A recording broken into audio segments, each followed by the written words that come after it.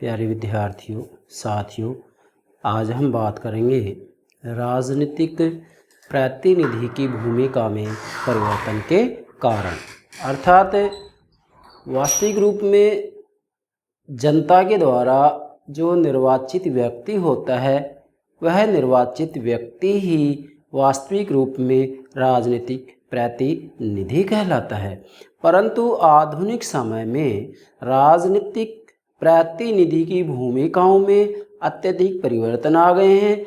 आज राजनीतिक प्रतिनिधि न केवल राजनीतिक कार्य करता है बल्कि वास्तविक रूप में राजनीतिक प्रतिनिधि सामाजिक, आर्थिक और सांस्कृतिक कार्य भी करता हुआ पाया जाता है। इसी कारण मैं सर्वप्रथम मेरे प्राणों से प्यारे विद्यार्थियों को यही बात समझाऊंगा कि जो जनता का प्रतिनिधि होता है, जो राजनीतिक प्रतिनिधि होता है, उसके क्या कार्य हैं।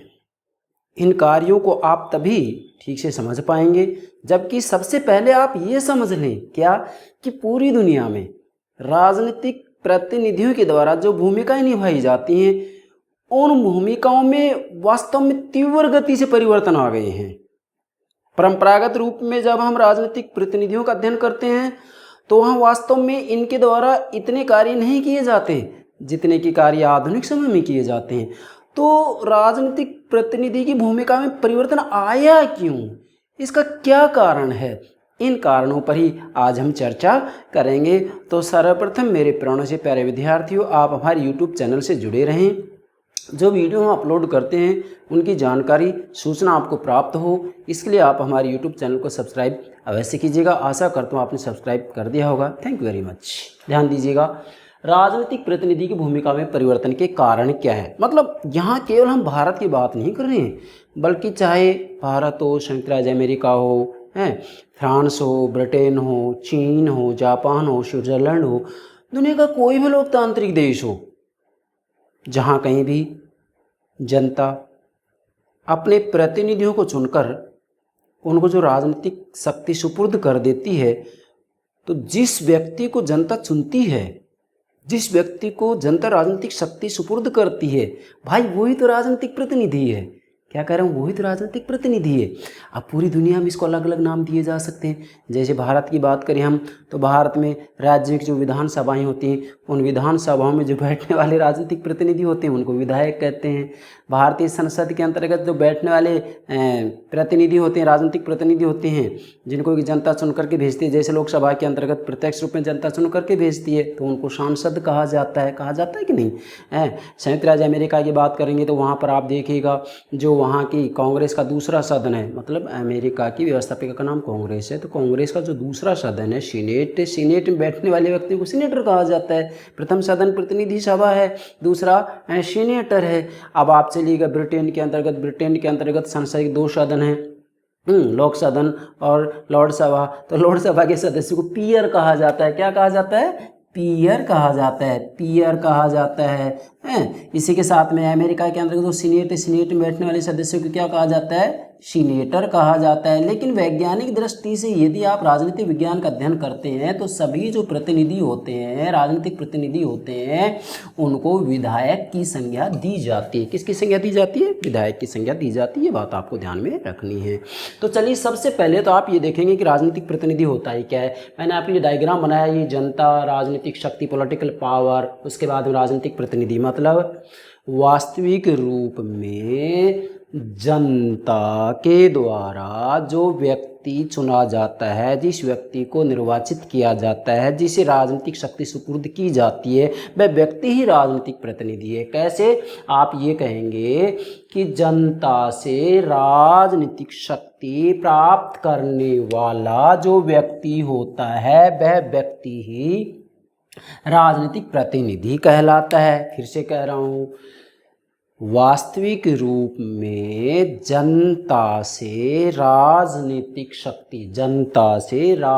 शक्ति प्राप्त करने वाला जो व्यक्ति होता है वो ही राजनीतिक प्रतिनिधि कहलाता है। कैसे, जैसे विधायक, सांसद है, समझ रहे हैं ना। तो इसका मतलब क्या हो गया, इसका मतलब ये है कि वास्तविक रूप में जनता से राजनीतिक शक्ति प्राप्त करने वाला व्यक्ति ही राजनीतिक प्रतिनिधि कहलाता है। या जनता के द्वारा जिस व्यक्ति को निर्वाचित किया जाता है वह निर्वाचित व्यक्ति ही राजनीतिक प्रतिनिधि कहलाता है। वही राजनीतिक प्रतिनिधि का संकेतक है। कौन? जिसको जनता चुन करके भेजती है, जिसको जनता राजनीतिक शक्ति देती है कि आप जाइए, आप हमारे लिए कानून बनाइएगा। ऐसा कहाँ होता है? जहाँ पर अप्रत्यक्ष प्रजातंत्र को अपनाया जाता है, जिसे कि प्रतिनिधियात्मक शासन प्रणाली भी कहा जाता है। क्या कह रहा हूँ? जिसे प्रतिनिधियात्मक शासन प्रणाली भी कहा जाता है, जिसे प्रतिनिधि शासन प्रणाली भी कहा जाता है, जिसे अप्रत्यक्ष प्रजातंत्र भी कहा जाता है। इसमें जनता वास्तविक रूप में अपने जो है प्रतिनिधि होते हैं उनको चुन देती है। अर्थात वास्तविक रूप में जनता राजनीतिक शक्ति जिस व्यक्ति को निर्वाचित किया जा रहा है उसको सुपुर्द कर देती है, और जिस व्यक्ति को जनता निर्वाचित करती है वही राजनीतिक प्रतिनिधि का संकेतक है। जनता जिस व्यक्ति को निर्वाचित करती है वही राजनीतिक प्रतिनिधि का संकेतक है, वही राजनीतिक प्रतिनिधि कहलाता है। जैसे विधायक, सांसद हैं, पीयर, सीनेटर, पूरी दुनिया का आप अध्ययन करेंगे वैज्ञानिक दृष्टिकोण से, वैज्ञानिक शब्दावली से, उसको विधायक कहेंगे। तो विधायक जनता चुन करके ही तो भेजती है, जनता निर्वाचित तो करती है उसको। भाई जनता उसको राजनीतिक शक्ति सुपुर्द कर रही है, जनता चुन रही है, तो जिस व्यक्ति को चुना जा रहा है वही राजनीतिक प्रतिनिधि है। इसका सामान्य स्वभावार्थ होगा ये।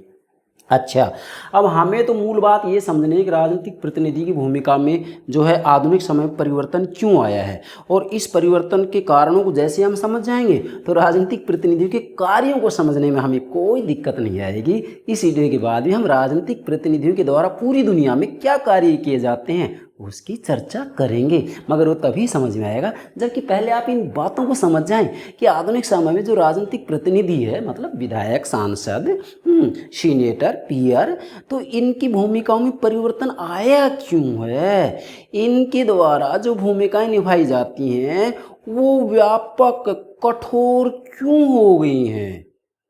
वो एक आयामी नहीं है, केवल ये राजनीतिक कार्य नहीं करते हैं, बल्कि वास्तव में इनके द्वारा जो भूमिकाएं निभाई जाती है वो बहुआयामी है, बहुमुखी है।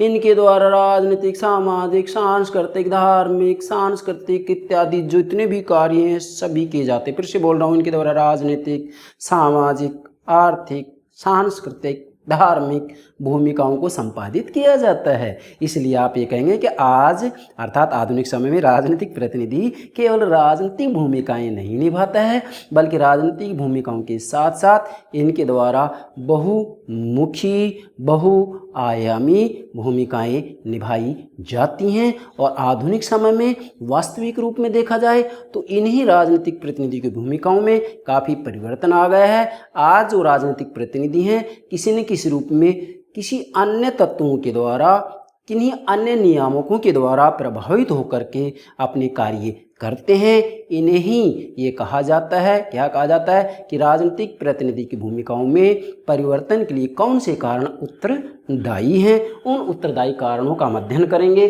किसके शब्दों में? A.H. बिर्च के शब्दों में। A.H. बिर्च ने राजनीतिक प्रतिनिधि की भूमिकाओं में जो परिवर्तन आए हैं, इन परिवर्तनों के लिए जो कारण बतलाए हैं वो 6 कारण बतलाए हैं। यहाँ मैंने संकेत दिया है 1 2 3 4 5 6, मतलब जो विधायक और सांसद है वही तो प्रतिनिधि हैं, तो इनकी भूमिकाओं में परिवर्तन आया क्यों है, इन 6 बिंदुओं के आधार पर समझेंगे। मगर ये उत्तरदायी कारण समझें इससे पहले इधर आइएगा। हालांकि मैं राजनीतिक प्रतिनिधि के जो कार्य हैं इन कार्यों के लिए अलग से वीडियो अपलोड करूंगा और व्यापक रूप में समझाऊंगा आपको मैं, परंतु यहाँ संकेत देना जरूरी है क्या कि राजनीतिक प्रतिनिधि के 2 कार्य माने जाते हैं मुख्यतः। राजनीतिक प्रतिनिधि के मुख्यतः 2 कार्य माने जाते हैं। कौन सा? नंबर 1, राजनीतिक संस्थाओं की औचित्यता से संबंधित, मतलब जो राजनीतिक प्रतिनिधि होते हैं जैसे विधायक और सांसद हैं वो राजनीतिक संस्थाओं को मतलब वैधता या औचित्यता प्रदान करते हैं। यस भाई, जनता इनको चुन करके भेजती है, व्यवस्थापिका में बैठते हैं, संसदात्मक शासन प्रणाली में कार्यपालिका व्यवस्थापिका में से ही तो निकलती है।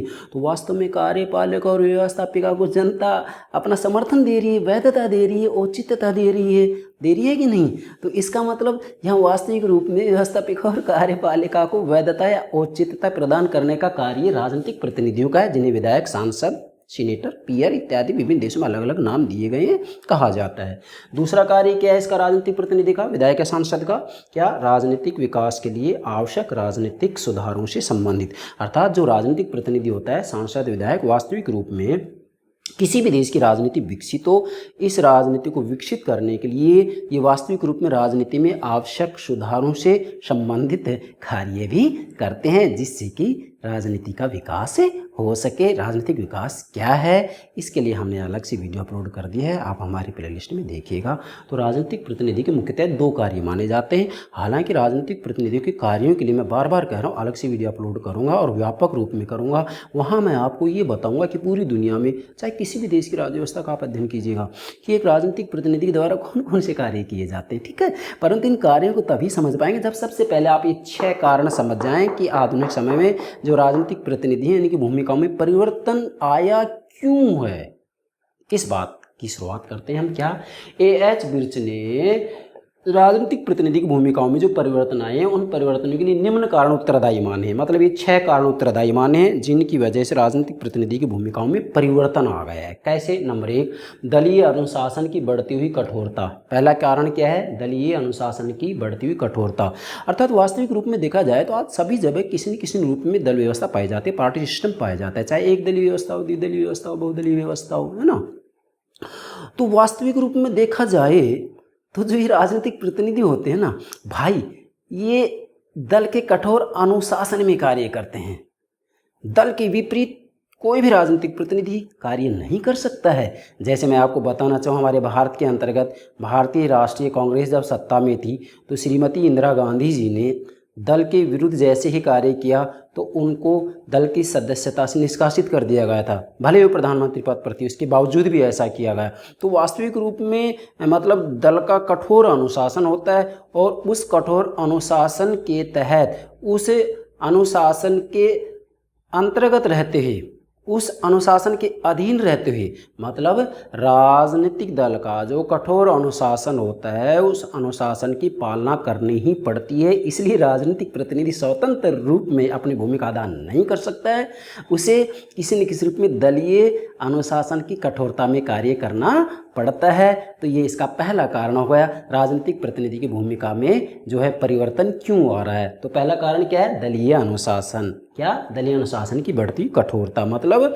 जो पार्टी सिस्टम होता है, दलीय व्यवस्था होती है, चाहे एक दलीय व्यवस्था हो, द्विदलीय व्यवस्था हो, बहुदलीय व्यवस्था हो, तो वास्तविक रूप में राजनीतिक प्रतिनिधि जिस दल से जुड़ा हुआ है उस दल की बातों को इसे मानना पड़ेगा। अगर नहीं मानते हैं तो दल की सदस्यता से उसे बहिष्कृत कर दिया जाता है। दूसरा, सरकार की गतिविधियों में अत्यधिक विस्तार। यस, प्राचीन समय में जो राज्य था वो एक पुलिस राज्य कहलाता था।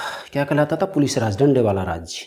इसका मतलब कि प्राचीन समय में राज्य व्यक्ति के जीवन और संपत्ति की सुरक्षा से संबंधित कार्य करता था, जन कल्याण संबंधित कार्य नहीं करता था। मगर आधुनिक समय में राज्य का स्वरूप बदल गया है।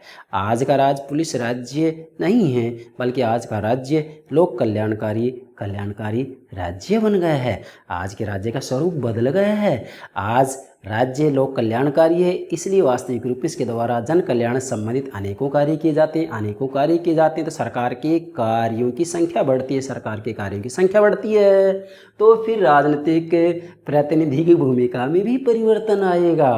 क्या कह रहा हूँ? राजनीतिक प्रतिनिधि की भूमिका में भी परिवर्तन आएगा। तो ये दूसरा कारण होगा। तीसरा, एक दलीय व निरंकुश राजनीतिक व्यवस्थाओं का प्रादुर्भाव। आप देखिएगा वास्तविक रूप में किसी न किसी रूप में, चाहे निरंकुश शासन व्यवस्था हो वहाँ किसी भी देश में, तो वहाँ किसी न किसी रूप में एक दलीय व्यवस्था की स्थापना की जाती है। और जब एक दलीय व्यवस्था की स्थापना की जाती है, निरंकुश शासन होता है, तो वास्तविक रूप में राजनीतिक प्रतिनिधि किसी न किसी रूप में उस दल के अधीन, उस शासक के अधीन रहते हुए कार्य करते हैं। तो इसका तीसरा कारण होगा जिसकी वजह से राजनीतिक प्रतिनिधि मतलब विधायक और सांसद की भूमिकाओं में परिवर्तन आया। चौथा, एशिया, अफ्रीका व लैटिन अमेरिका में नए राज्यों का उदय। ध्यान दीजिएगा, एशिया, अफ्रीका व लैटिन अमेरिका में नए राज्यों का उदय। अर्थात वास्तविक रूप में यदि हम चौथा कारण देखें तो इसका सीधा सा भावार्थ ये होगा कि एशिया, अफ्रीका और लैटिन अमेरिकी देशों के अंतर्गत वास्तविक रूप में देखा जाए तो नए नए राज्यों का उदय हुआ है। क्या कह रहा हूँ? एशिया, अफ्रीका, लैटिन अमेरिका में नए नए राज्यों का उदय है।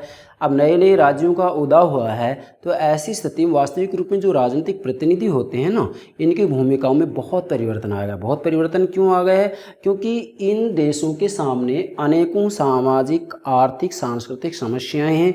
इन समस्याओं का इन्हें सामना करना पड़ रहा है। जब इन समस्याओं का इन्हें सामना करना पड़ रहा है, तो ऐसी स्थिति में इनकी भूमिकाएं बड़ी व्यापक और कठोर होती जा रही हैं। अतः आप कह सकते हैं कि वास्तविक रूप में जितने भी नए राज्यों का उदय हुआ है, या नवोदित राज्य हैं, या नव स्वतंत्र एशिया अफ्रीका के राष्ट्र राज्य हैं, यहाँ पर वास्तविक रूप में अनेकों समस्याएं होने के कारण राजनीतिक प्रतिनिधि की भूमिकाओं में भी काफ़ी परिवर्तन आ रहे हैं। पांचवां, सैनिक तानाशाहियों के उतार चढ़ाव। ध्यान दीजिएगा, सैनिक तानाशाहियों के उतार चढ़ाव। जैसे हम भारत का पड़ोसी जो राष्ट्र राज्य पाकिस्तान के अंतर्गत अक्सर सैनिक तानाशाहियों के उतार चढ़ाव आते रहते हैं।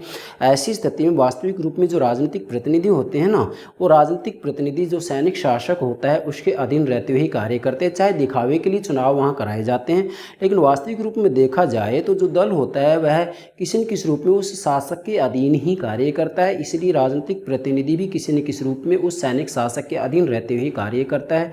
अतः आप कह सकते हैं कि जहाँ कहीं भी सैनिक तानाशाही के उतार चढ़ाव आते रहते हैं, वहाँ पर राजनीतिक प्रतिनिधि की भूमिकाओं में भी काफ़ी परिवर्तन होते चले जाते हैं। जैसे राजनीतिक प्रतिनिधि मतलब विधायक और सांसद। अच्छा, इसके बाद में छठा और अंतिम क्या है? अधिकांश समाजों में हिंसा की बढ़ती हुई प्रकृति और आंदोलनात्मक राजनीति का बोलबाला। फिर से बोल रहा हूँ, छठा क्या है? अधिकांश समाजों में हिंसा की बढ़ती हुई प्रकृति और आंदोलनात्मक राजनीति का बोलबाला। वास्तविक रूप में देखा जाए तो आज किसी न किसी रूप में पूरी दुनिया के अंतर्गत, सभी देशों के अंतर्गत राजनीतिक हत्याएं होती हैं, राजनीतिक हिंसाएं होती हैं। तो राजनीतिक हत्याएं और हिंसाओं का बोलबाला बढ़ता जा रहा है, घट नहीं रहा है। ऐसी स्थिति में जो ये राजनीतिक प्रतिनिधि होते हैं, इनकी भूमिकाओं में परिवर्तन आना स्वाभाविक है। क्यों?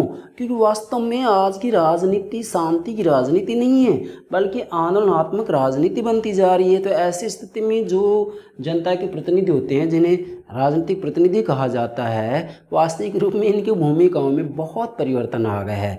अतः आप कह सकते हैं क्या कि एच बिर्च ने ये 6 कारण बतलाए हैं, जिन 6 कारणों की वजह से आज पूरी दुनिया में जो राजनीतिक प्रतिनिधि हैं, मतलब जनता के जो प्रतिनिधि हैं, जनता जिन व्यक्तियों को चुन करके भेजती है, व्यवस्थापिका में बिठाती है, कार्यपालिका में बिठाती है, विधायक बनाती है, सांसद बनाती है, मंत्री बनाती है। ठीक है, मंत्रिमंडल गठन बाद में किया जाता है संसदात्मक शासन प्रणाली में। तो आप ये कह सकते हैं कि जनता जिन लोगों को चुन करके भेजती है, जनता जिन लोगों को राजनीतिक शक्ति सुपुर्द करती है, वास्तविक रूप में उन व्यक्तियों की भूमिकाओं में आज बहुत परिवर्तन आ गए हैं। और उन परिवर्तनों के ये 6 कारण बतलाए हैं। किसने? एच बिर्च ने। तो आप इन 6 कारणों को नोट कीजिएगा। एग्जाम में किसी भी रूप में आपसे प्रश्न पूछा जा सकता है कि भी राजनीतिक प्रतिनिधि की भूमिकाओं में जो परिवर्तन आ रहा है वर्तमान समय में पूरी दुनिया में, तो इसके लिए कौन से कारण उत्तरदायी हैं? तो ये 6 कारण जो उत्तरदायी हैं मैंने आपको बता दिए हैं। इनके अंतर्गत सभी बातें सम्मिलित हो जाती हैं। और जैसे ही राजनीतिक प्रतिनिधि की भूमिका में जो परिवर्तन के उत्तरदायी कारण हैं, इन कारणों को आप ठीक से समझ जाते हैं, तो राजनीतिक प्रतिनिधियों के द्वारा जो कार्य किए जाते हैं, उन कार्यों को भी समझने में आपको कोई दिक्कत नहीं आएगी। इससे अगली जो हमारी वीडियो होगी वो यही होगी कि राजनीतिक प्रतिनिधियों के द्वारा पूरी दुनिया में कौन कौन से कार्य किए जाते हैं। आशा करता हूँ ये उत्तरदायी कारण आप ठीक से समझ गए होंगे। Thank you very much.